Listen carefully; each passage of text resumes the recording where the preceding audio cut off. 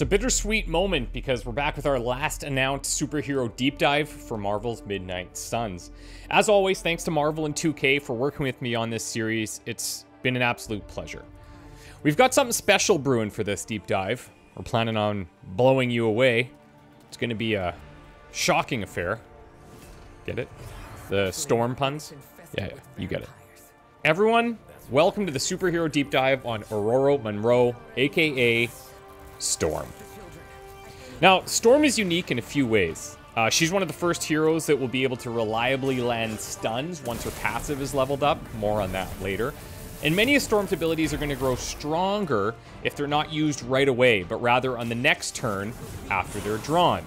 Hence the name of a new mechanic in Midnight Suns for Storm called Next Turn. I know, it's obvious, but it works. You're going to see this often. If kept in the hand for a full turn, cards marked with the keyword next turn are going to gain powerful new effects. Now, I can hear your inner thoughts already. Well, that's going to clog up my hand. Yeah, exactly. You're actually going to want that, though, and I'm going to be demonstrating some specific cards in her kit that can leverage an overflow of Storm cards in your hand. Now, let's start with one of her rare attack cards called Arc. On the surface, it's a Chain 1 card. Not super glamorous, but here's where next turn makes things really interesting. You hold that card in your hand for one turn before playing it, and you gain an additional 2 chain attacks. On upgrade, that chain attack goes to 3. So with the smallest amount of patience, you're getting a Chain 4 attack card. You bring her with some allies who grant damage boosts, and you're going to be laughing all the way back to the Abbey. Speaking of the Abbey, Storm brings a unique Abbey upgrade called the Enhanced Threat Room, where you're going to be able to choose the number of heroes to bring, the difficulty, the enemy type, the mission level, and even any villain that you may want to practice against. Between bouts, I'd encourage you to go level up her passive as quickly as possible, because at level 1, she gains the Rising Storm passive, and that's going to grant her attacks and heroics a 10% chance to stun enemies.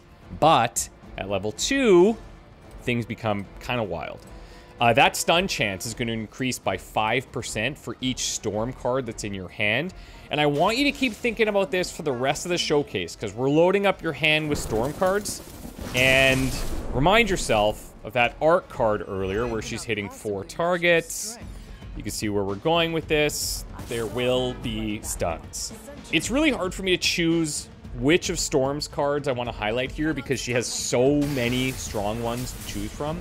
But we're going to look at what I'm saying is a borderline OP skill card. It's her rare Storm Shield ability.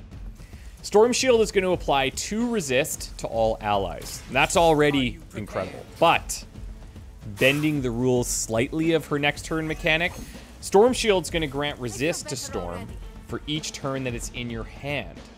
That's crazy. You know how strong resist is? Yeah, you do, because you've been playing the game. You know how strong it is. What's even crazier is that this card can be upgraded to grant a counter to your allies as well. So on playing it, you get 2 resist, 1 counter for your allies. And if it's not played, Storm just keeps stacking resist. Have fun with this one. Play it a lot before it gets nerfed. Because it could. It's really, really insane. Now, Storm does have 3 heroic abilities in her kit. But we're going to talk about another skill here because I want you to be considering some combo implications. Her epic skill card is called Goddess's Blessing, and what a blessing it is. So you've drawn a bunch of Storm cards, but you're impatient, and you want to activate next turn right now. Okay, heard. Goddess's Blessing draws 1 Storm card, then activates the next turn mechanic on all Storm cards in your hand. I know this generation is all about instant gratification, so Storm's into it. She's got you covered. On upgrade, you draw 2 Storm cards before activating next turn, and you've got even more power in your hand. You see where this is all going?